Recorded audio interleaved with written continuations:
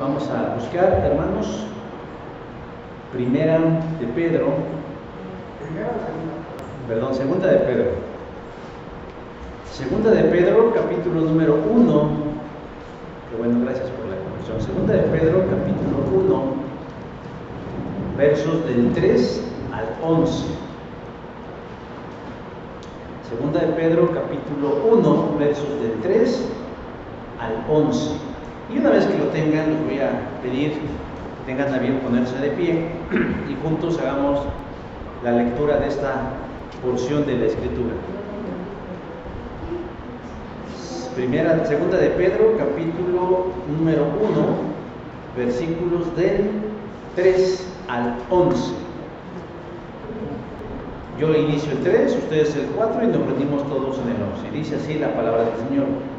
Como todas las cosas que pertenecen a la vida y a la piedad, nos han sido dadas por su divino poder, mediante el conocimiento de aquel que nos llamó por su gloria y excelencia.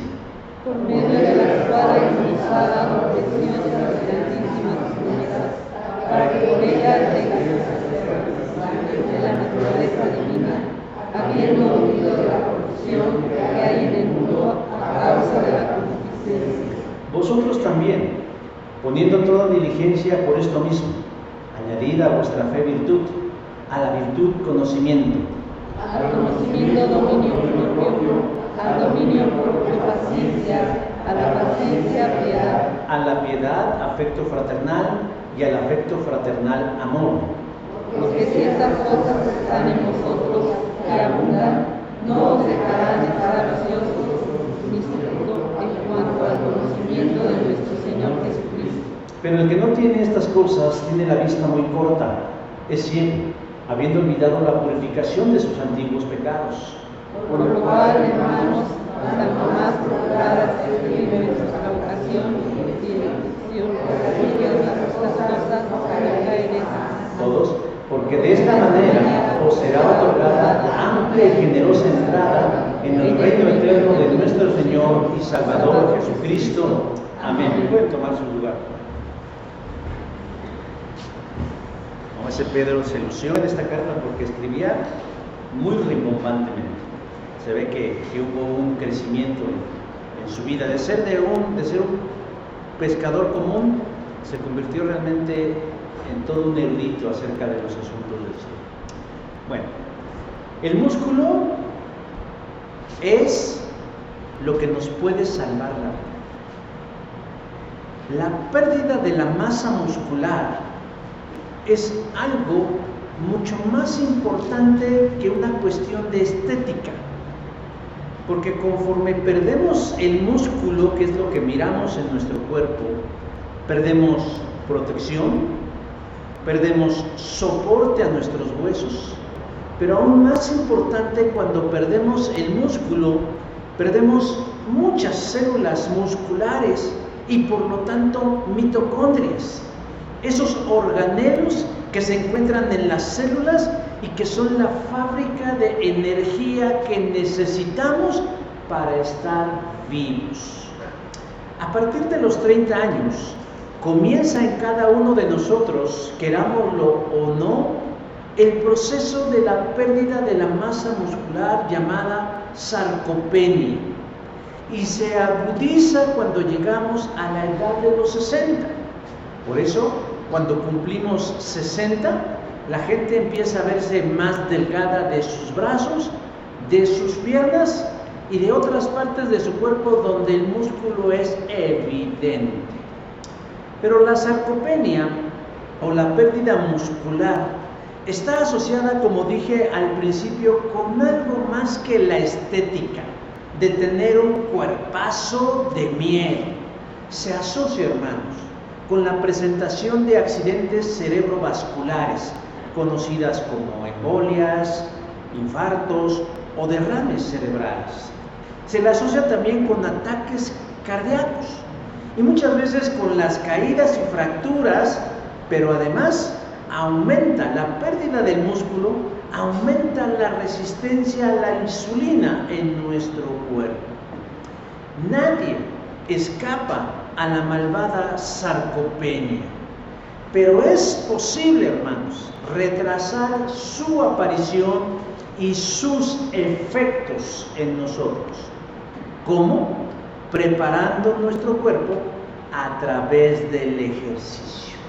Pero no de cualquier ejercicio, porque no se trata de echar los bofes o de escupir las tripas corriendo, sino hacerlo a través de ejercicios de fuerza. Esos que hacen que el músculo trabaje, esos que hacen que el músculo se esfuerce, esos que hacen que el músculo se tense, porque en la medida que trabajamos los músculos que nos quedan, el cuerpo no solo va a poder sostenerse, sino además contrarrestar los efectos propios del envejecimiento. Por eso, el músculo trabajador puede ayudarnos a salvar la vida. Información que cura. Pero hay otro músculo, hermanos, en la vida que también debemos trabajar para evitar los efectos perniciosos en nosotros, y es el músculo de la fe. Pedro, el apóstol, está en el ocaso de su vida cuando escribe esta segunda carta a un grupo de iglesias en Asia Menor. Pero ¿por qué Pedro les escribe esta carta tan rimbombante?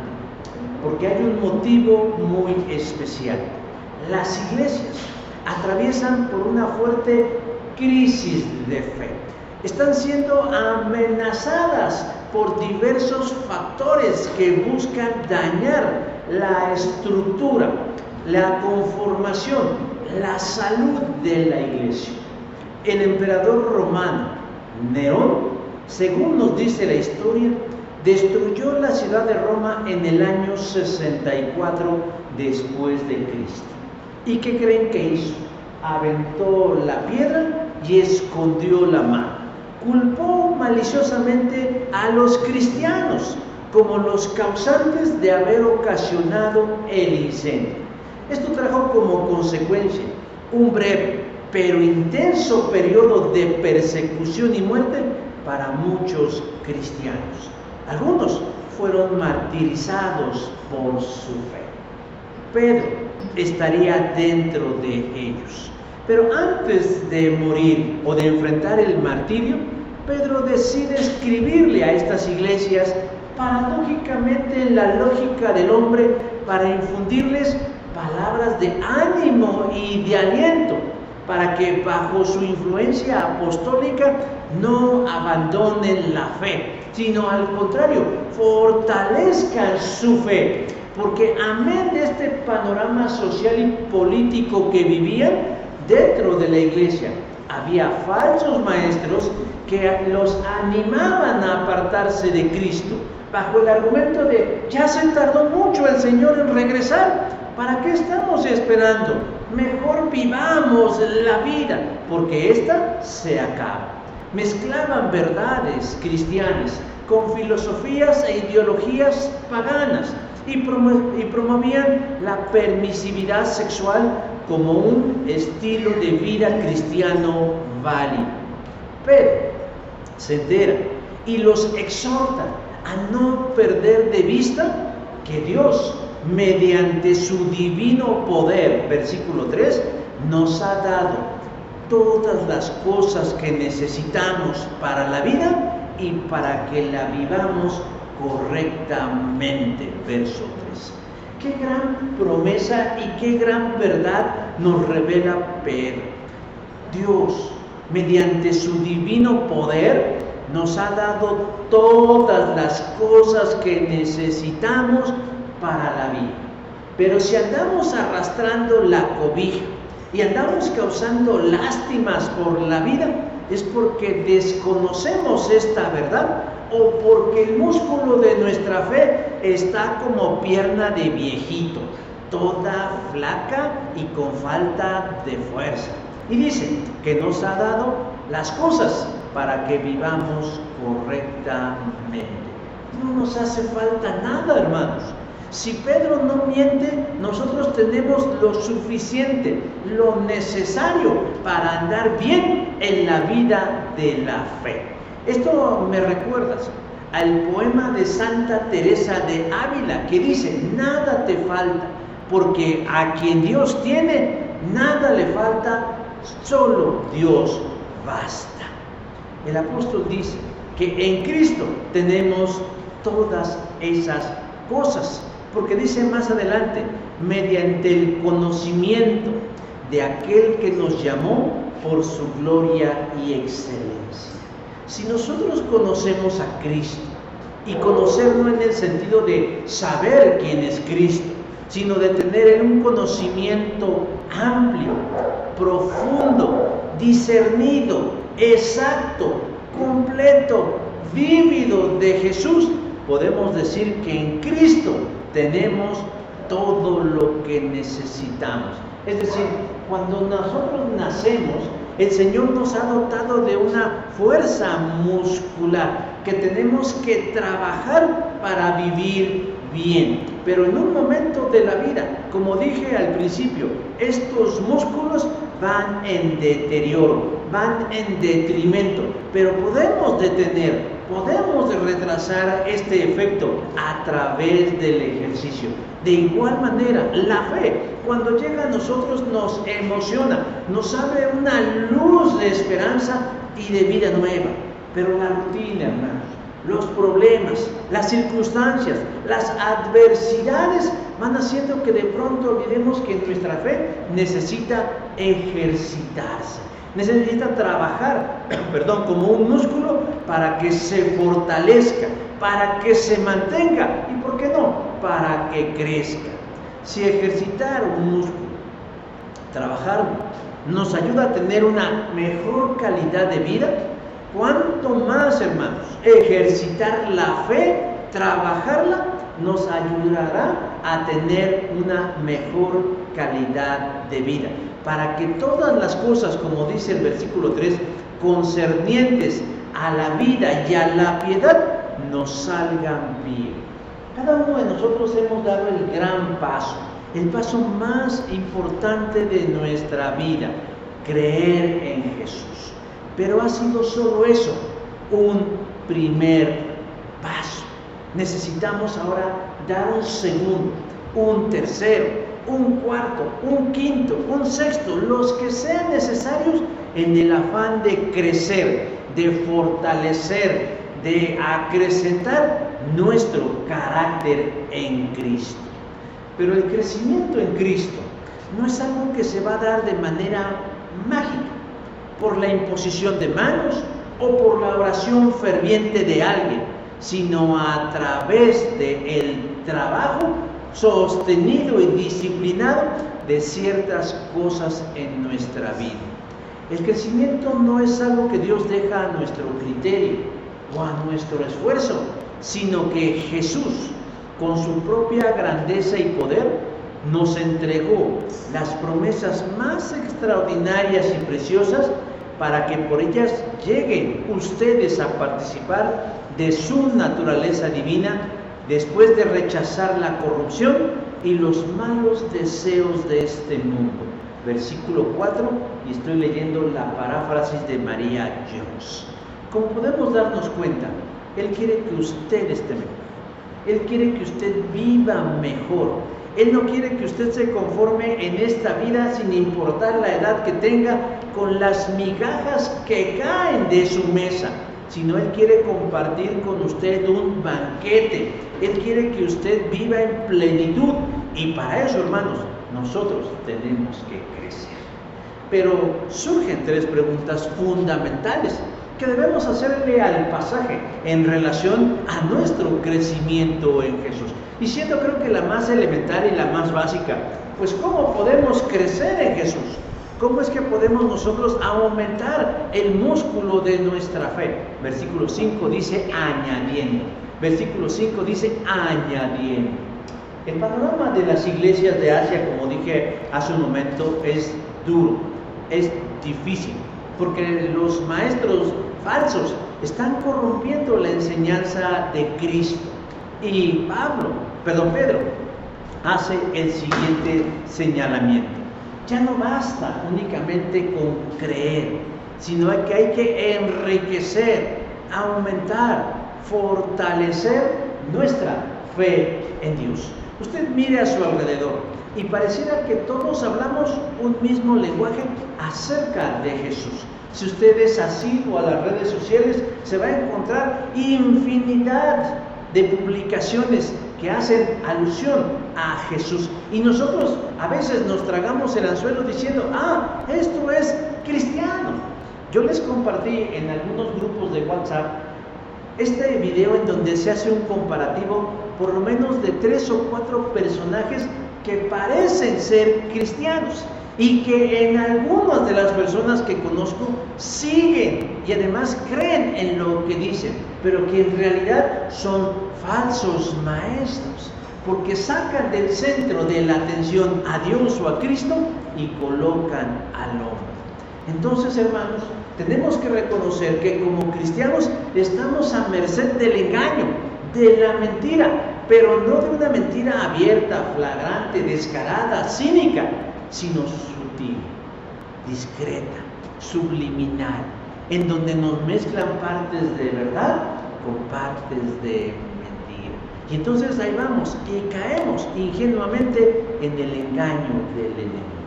Algo similar ocurría en las iglesias en las que Pedro escribe, y él entonces les anima con carácter de urgente que hagan algo, así como dicen en algunas dependencias de gobierno, es para ayer, teníamos que haberlo entregado ayer, y dice en el verso 5, poniendo toda diligencia. Es decir, el crecimiento, hermanos, de nosotros como hijos de Dios, maduros y fortalecidos en la fe, tiene carácter de urgencia, tiene carácter de diligencia. ¿Por qué? Porque, hermanos, el mal está que vuela, está realmente abarcándolo todo, y nosotros podemos vernos avasallados por esta vorágine de mentiras que el mal está trayendo a nuestro alrededor. Y no solo a nuestro alrededor, sino inclusive en nuestros hogares y también en nuestras iglesias.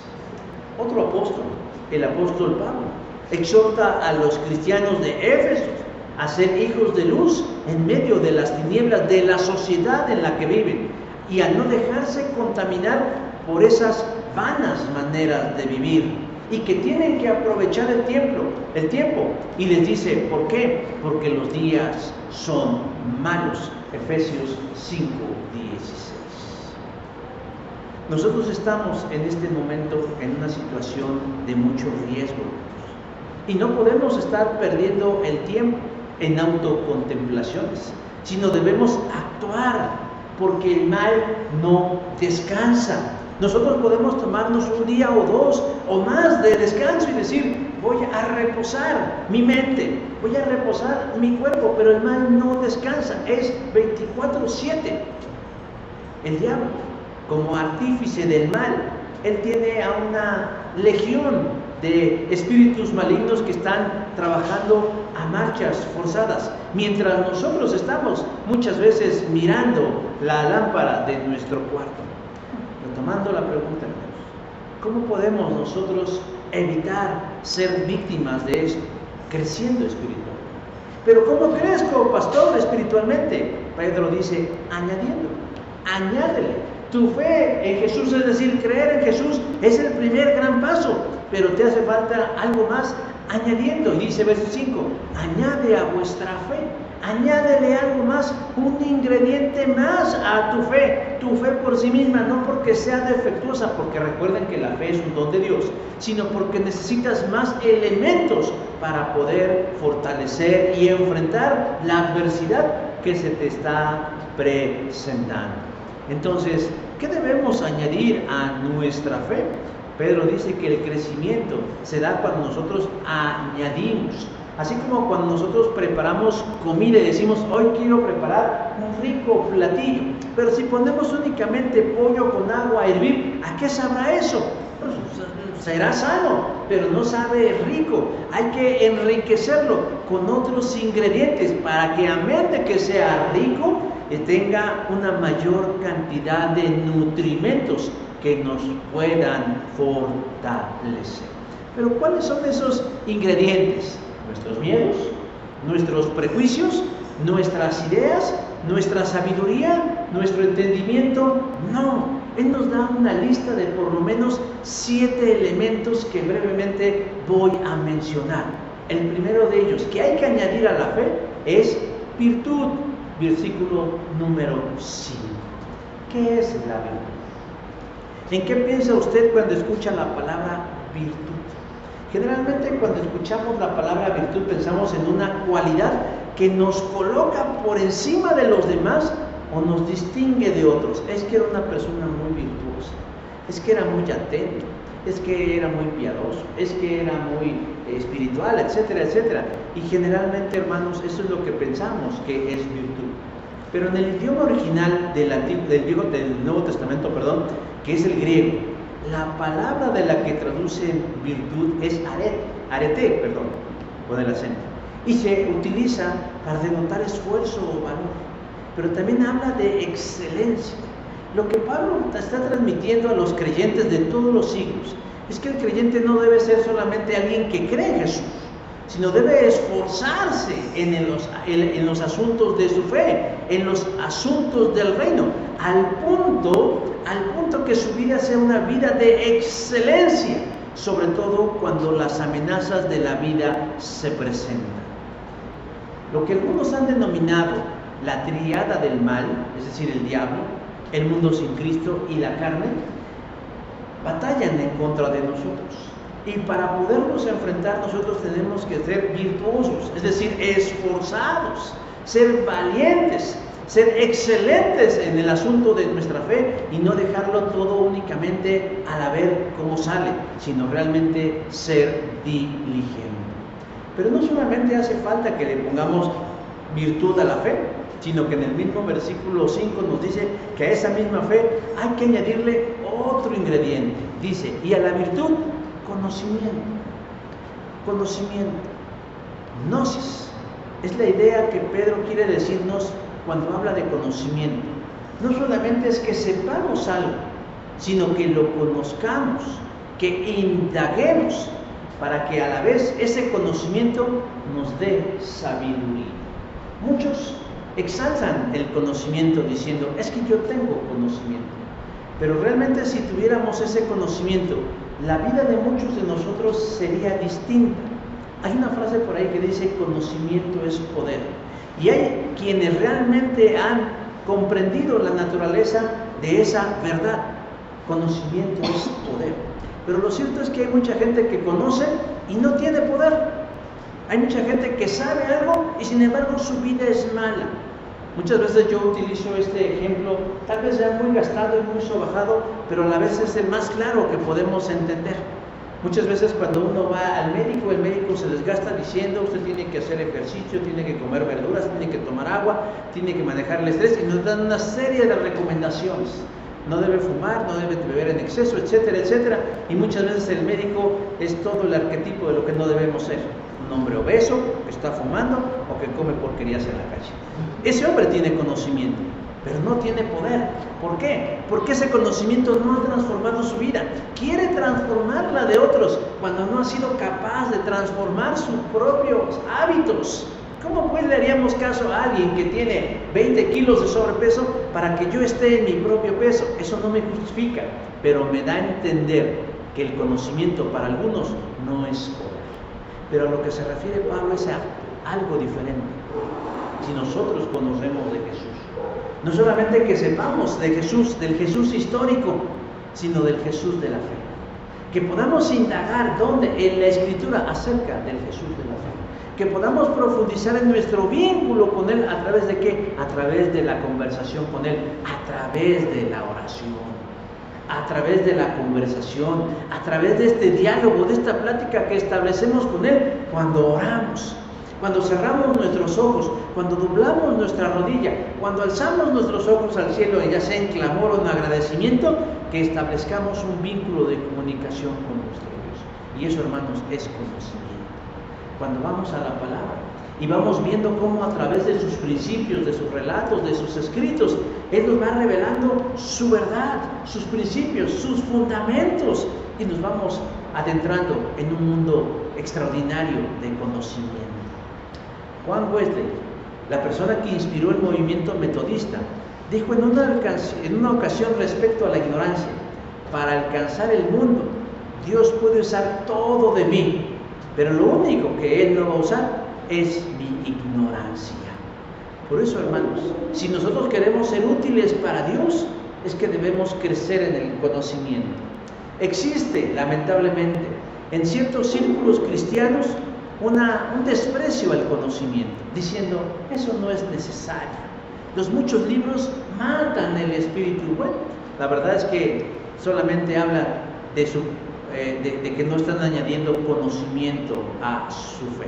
Creen que la sola fe es suficiente, pero se les olvida que uno de los fundamentos de la Iglesia reformada es también la sola Escritura. Y nosotros no solamente creemos, sino también nos adentramos en la sola Escritura. Un tercer elemento que hay que añadir a la fe, además del conocimiento, es que dominio propio, dice, y al conocimiento, dominio propio, versículo 6. La invitación de los falsos maestros era a soltarse el pelo, a deschongarse, a decir: el Señor Jesús ya se tardó mucho, ¿no? Y como que la fiesta está muy animada a nuestro alrededor, la gente se está divirtiendo. Yo no sé si usted de pronto se ha puesto a ver a su alrededor cómo la gente hace cosas transmitiéndonos la idea de que la están pasando muy bien, y quieren transmitir una idea de que la vida cristiana es relajada, sin tabúes y progresista. Ese pensamiento de ese entonces sigue el pensamiento de hoy.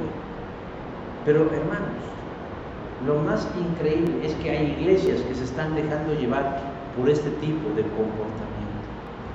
Pablo trató un asunto de inmoralidad sexual en la iglesia de los Corintios, y me llama la atención cómo se refiere a esto, diciendo en el capítulo 5, verso 1 de la primera carta a los Corintios, dice: me cuesta saber lo que me informan acerca de la inmoralidad sexual que hay entre ustedes, algo que ni siquiera los paganos hacen. O sea, Pablo estaba escandalizado que dentro de la iglesia hubiera una inmoralidad sexual. Una inmoralidad sexual. Estaba escandalizado, pero estaba aún más escandalizado porque lo que estaba sucediendo, dice, ni los paganos lo hacen. Y eso es lo que lo hacía aún más cuestionable, porque se supone que dentro del ámbito de la iglesia están los cristianos, los convertidos, las nuevas criaturas, los hijos del rey.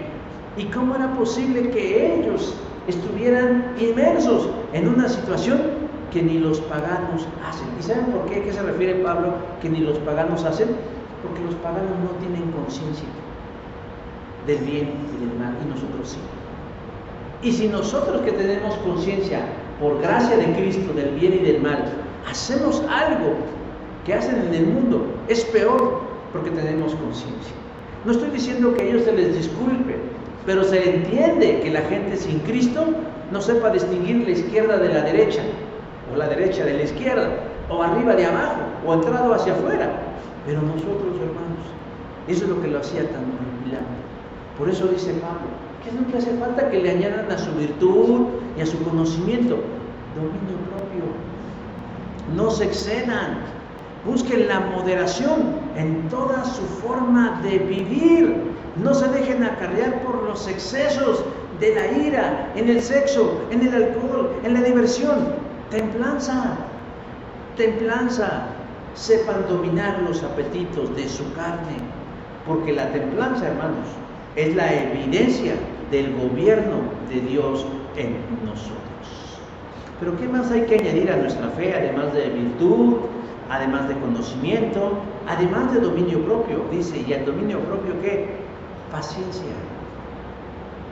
Paciencia. ¿Qué entendemos por paciencia? Saber esperar. Alguien diría, pues hay que saber esperar.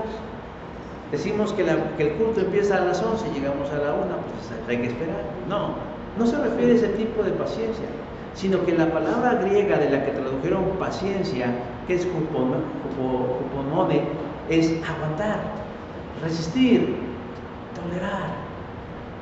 Hermanos, a veces nuestro llamado es aguantar,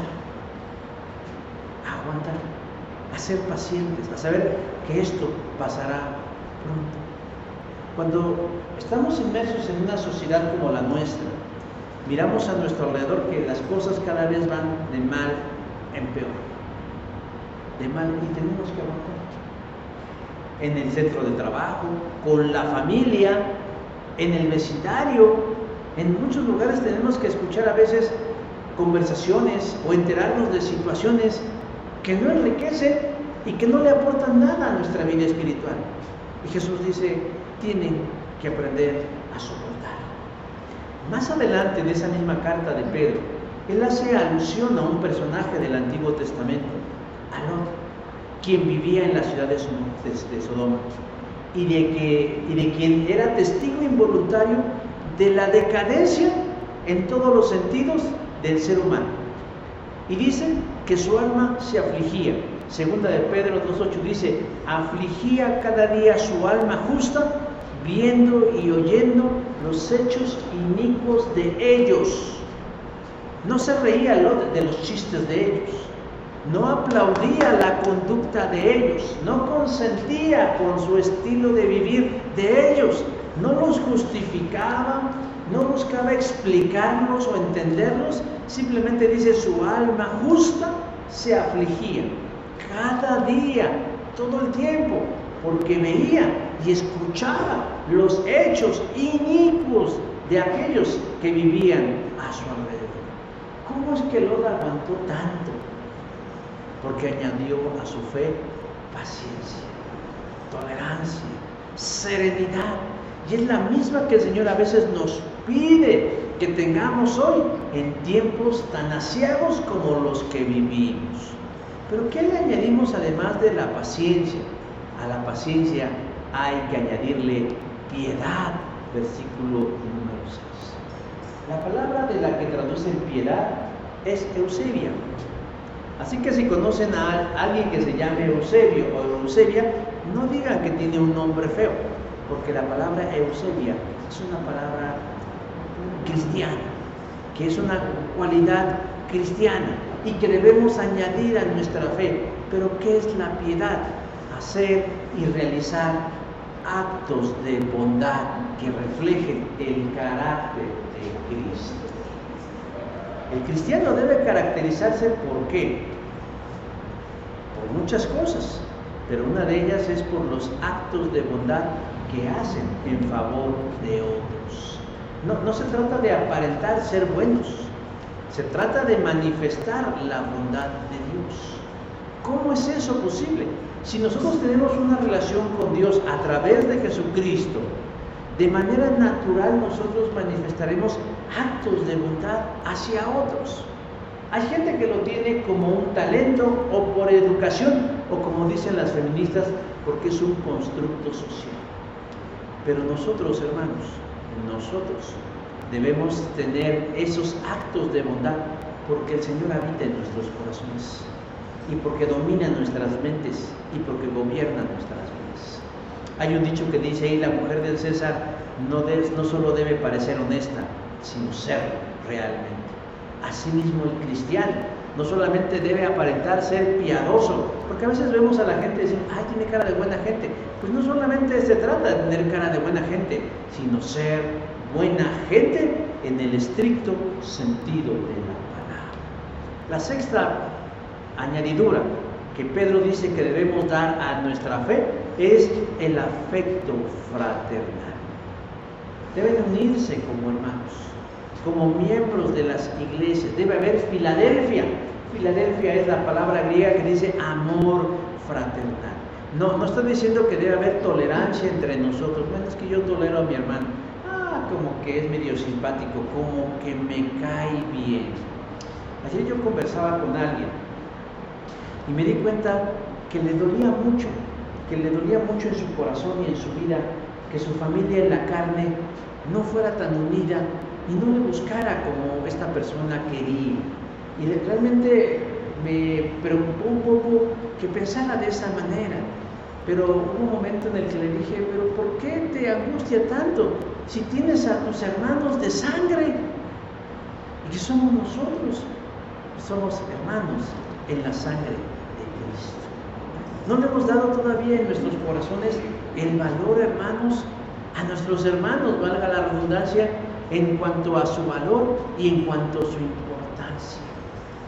Pero la Biblia nos enseña a que a nuestra fe debemos añadirle amor fraternal, la importancia de la iglesia, la importancia de congregarnos, la importancia de pertenecer a un cuerpo de Cristo local, donde yo pueda ser cuidado, donde yo pueda ser acompañado, donde yo pueda ser ministrado, donde yo pueda ser guiado, donde yo pueda ser adiestrado o reprendido si fuera el caso. Es muy triste, mis hermanos, máxime en este tiempo, como el individualismo está prevaleciendo. La gente joven está buscando ser un fantasma en la iglesia. No quiere que nadie se le acerque, no quiere que nadie le hable, no quiere que nadie le pregunte, pues no quiere que nadie le interese, pero es una paradoja. En su corazón hay un vacío, pero no quiere que nadie le ayude. ¿Saben por qué hay un gran éxito en las llamadas mega iglesia? Porque cumplen al pie de la letra el deseo de esas personas, donde solo eres un bulto, donde solo eres un número, donde solo eres algo, porque muchas veces se ufanan diciendo, hoy tuvimos 3,000 asistentes. Pastor, tú conoces por lo menos a 100 de esos asistentes. ¿Sabes cuáles son su problemática? ¿Sabes cuál es su estado espiritual? ¿Conoces cuáles son sus luchas? No.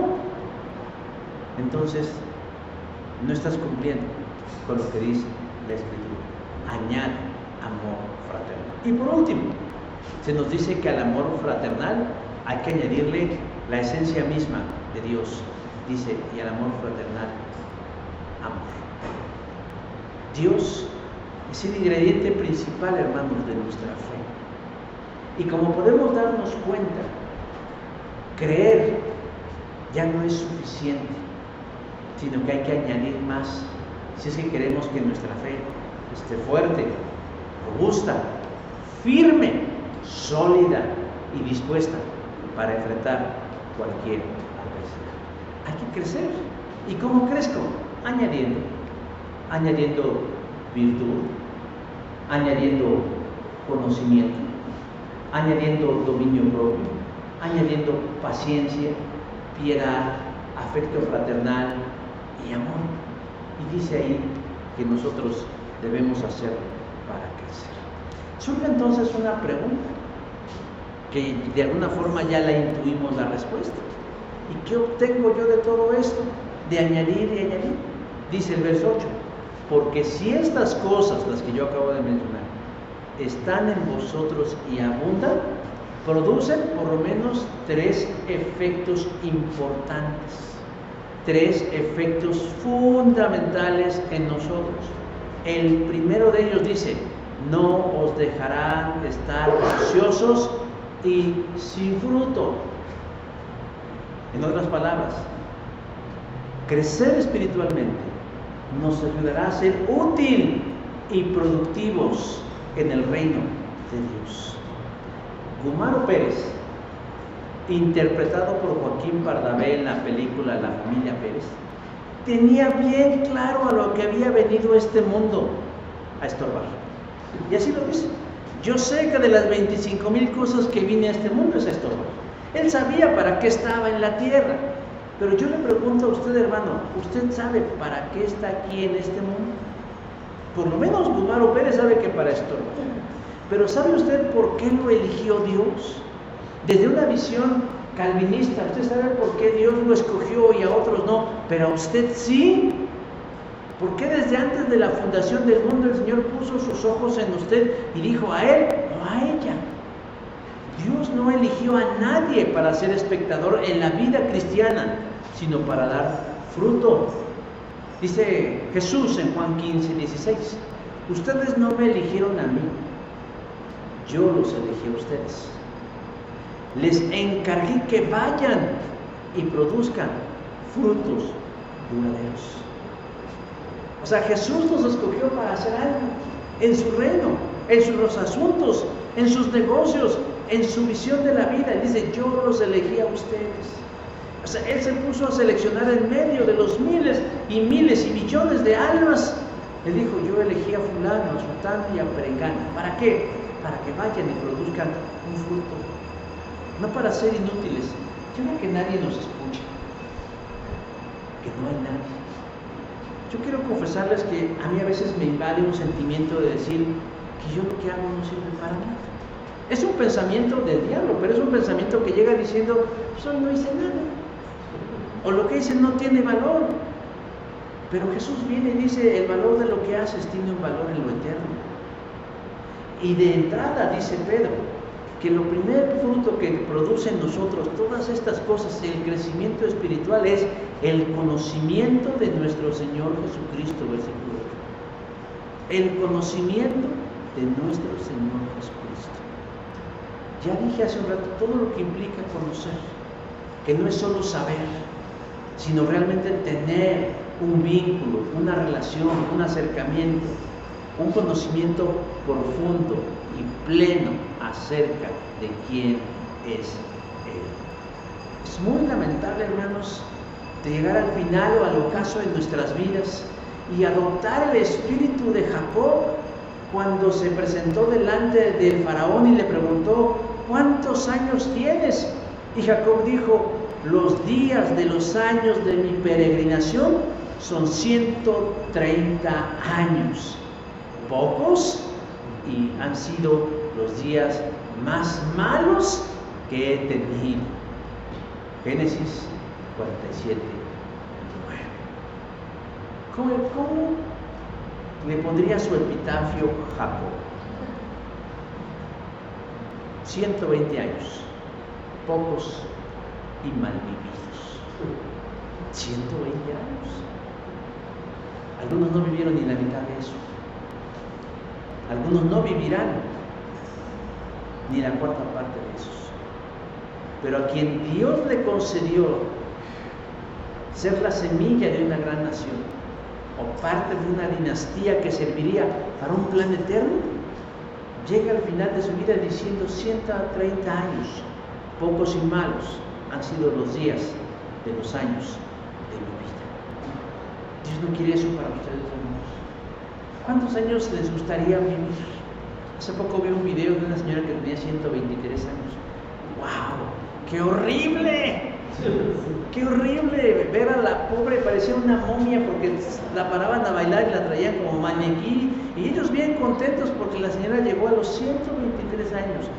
Diría, pero así, en esa condición, como muñeco de trapo para allá y para acá y sirviéndoles de curiosidad a la gente. Híjole, no, me encanta cómo dicen que Job terminó sus años y se terminó su vida lleno de años, vivió 10 años menos que Jacob, pero murió satisfecho. Para eso debemos crecer espiritualmente. Un segundo beneficio de crecer espiritualmente es permanecer firmes. Verso 10 dice, porque haciendo estas cosas no caeréis jamás. Somos humanos, fallamos, erramos. Hay quien dice por ahí, errar es humano, sí es cierto. Y eso, hermanos, nos hace presa fácil del enemigo. Andar en la fe, hermanos, no es sencillo. Pero necesitamos la ayuda, la asistencia de Dios para que nuestra fe, en conjunto con las otras 7 virtudes, nos ayuden a no claudicar en el camino. Porque el diablo tiene altas expectativas, vuela alto el diablo. El diablo tira alto. No se anda con miramientos. Porque en el mismo paraíso, en el mismo Edén, hizo caer a Adán.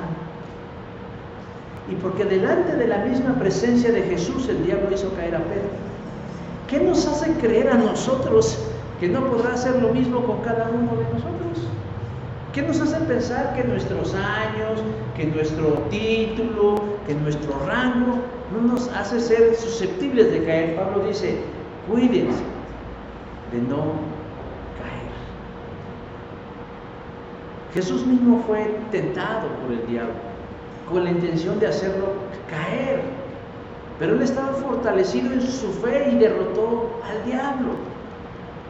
Por eso me gusta la paráfrasis de este texto 10 cuando dice que si nosotros tenemos estas cosas, nunca fracasaremos en nuestra vida cristiana. ¿Quién quiere una vida cristiana fracasada? Nadie. Pero tenemos que reconocer con tristeza que hemos sido testigos involuntarios de ver el fracaso de algunos que se han apartado del camino y están mal. Un tercer beneficio, amigos. Un tercer beneficio.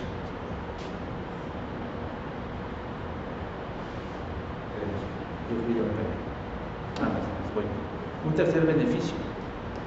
Dice ahí, verso 11, os será otorgada amplia y generosa entrada en el reino eterno de nuestro Señor y nuestro Salvador Jesucristo.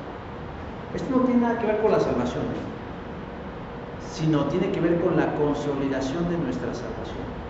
Nosotros somos salvos en el pasado, en el presente y en el futuro, es decir, es un proceso de salvación. Fuimos salvos cuando Cristo muere en la cruz. Nuestra salvación en el presente es la perseverancia hoy en día, pero nuestra salvación consolidada es cuando Jesús venga y entremos en su gloria. Y eso se refiere a este pasaje, de que cuando entremos, hermanos, en la gloria, de que entramos por la fe en Cristo, entramos por gracia y por misericordia. Pero yo le pregunto, ¿cómo le gustaría ser recibido por su Señor allá en la gloria? ¿Cómo le gustaría a usted que fuera la manifestación del Señor cuando lo vea entrar?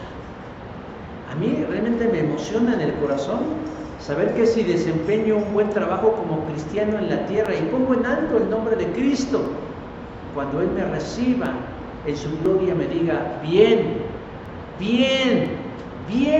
ya con ese bien tengo más que suficiente, bien, buen siervo fiel, sobre poco has sido fiel, sobre mucho te pondré, entra en el gozo de tu Señor. Mateo 23:25. O sea, saber que me mantuve firme por su gracia y por su asistencia en mi andar cristiano, para que cuando yo entre Él me diga, bien, me da gusto verte, pues pásale, ahí sillas, ahí te sirves, ahí hay sillas, mira, ahí está la mesita. Pero qué diferente que el Señor salga con una sonrisa espectacular, te diga, bien, lo hiciste bien, y tú llorando porque dices, no, lo hiciste muy bien, buen siervo, buena sierva, fiel. Lo que te diga a lo mejor parecía muy poco, pero fuiste fiel. Entra en el gozo de tu Señor. Ahora, por último, ya preguntamos y contestamos, ¿cómo puedo crecer? Ya contestamos, ¿qué beneficios obtengo yo de crecer? Y tal vez viene una pregunta que podría parecer prescindible, pero no lo es, yo la quiero contestar. ¿Y si no crezco qué? ¿Qué pasa? Dice el verso 9, pero el que no tiene estas cosas, ¿qué le pasa? Primero déjeme decir que es contranatural que un creyente verdadero, nacido de nuevo, elegido por Dios, pues no quiera crecer. Sería como raro, ¿no? Que no quiera crecer. Pero vamos a conceder que se dé el caso de que alguien diga, yo no quiero crecer, yo solamente quiero creer en Cristo y punto. Bueno, déjeme decir que tendríamos que tomar todo lo que acabo de decir anteriormente en un sentido inverso. Es decir, pues serías un inútil y estéril, ¿no? Eso es lo que serías. No permanecerías firme, estarías cayendo a cada rato, porque obviamente eres presa del engaño y la mentira y del mal. Y además, pues, ¿de qué entras a decir no vas a entrar? Porque es por gracia. Recuerden que nuestra salvación descansa en la obra de Cristo, no en la nuestra. Pero la verdad a mí me daría pena, o sea, hablando de mí, pues que digo, híjoles, la verdad es que el Señor me dio, como decíamos al principio, todas las cosas para que mi vida fuera digna de Él, y yo no hice nada. Por eso Pedro dice, bueno, pero el que no tiene estas cosas tiene la vista corta, es ciego. Y un ciego, alguien que no mira qué le pasa, camina con torpeza y es susceptible de caer. Y dice Pedro, no solo de caer, sino de regresarse al camino de donde viene. Verso 9 dice, olvidando la purificación de sus pecados antiguos. Tiene todo el riesgo de echarse para atrás, de irse en reversa y de andar en el camino de donde Dios lo sacó. Y esto me recuerda, hermanos, el relato de Jesús, donde habla de un espíritu inmundo que sale de alguien y que vaga buscando descanso, y que al no encontrarlo decide regresar a lo que era su antiguo hogar, y que cuando llega lo encuentra limpio y ordenado, pero con una característica más: vacío. Y entonces, al verlo dispuesto, decide volver, pero acompañado, dice, con 7 espíritus peores que él, y vivir ahí. Y dice Jesús como sentencia, y la condición de esa persona es peor que la de antes. Mateo 12:45.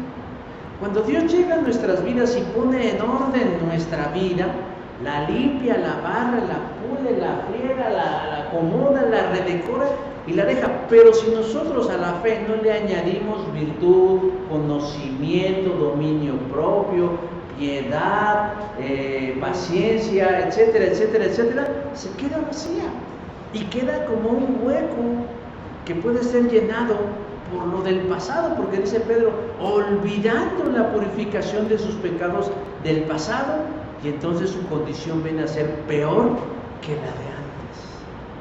No quiero alegorizar el pasaje de manera excesiva, hermanos, pero sí quiero decir que quien decide no crecer se coloca en un terreno peligroso, porque entonces el diablo puede ocupar esos vacíos y hacer que su condición sea peor que la que estaba antes. Pero la esperanza es que en cualquier momento de nuestro andar cristiano nosotros podemos decidir, con la ayuda del Señor, Señor, yo quiero crecer. Señor, yo quiero fortalecer mi músculo espiritual. Yo quiero que mi fe se hipertrofie, se haga grande y firme, sobre todo en momentos de crisis.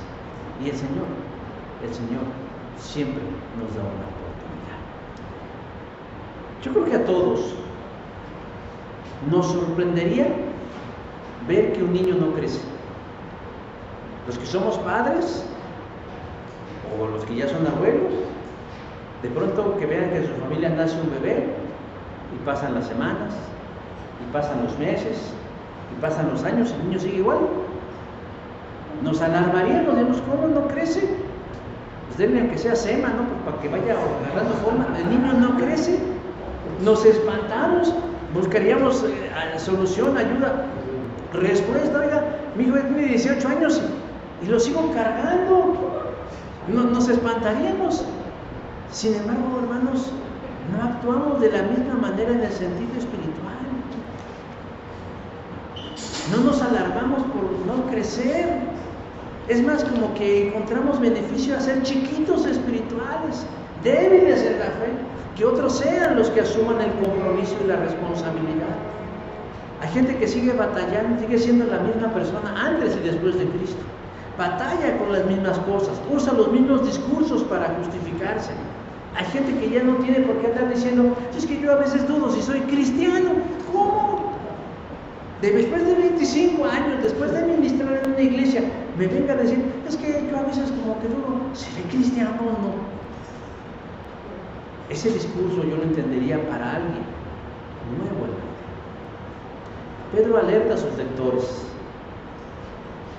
los alerta, que de no tomar medidas pertinentes, como hacerse responsables de su crecimiento, van a pasarla muy mal.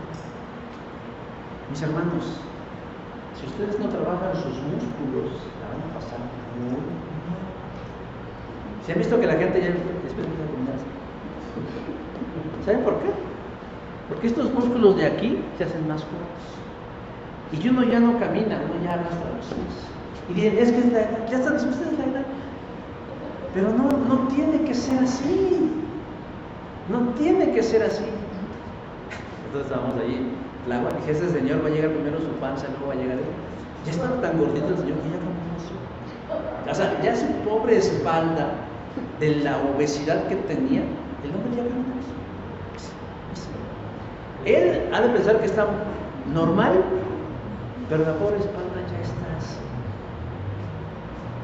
Si nosotros no hacemos algo para cambiar eso, nadie lo va a hacer.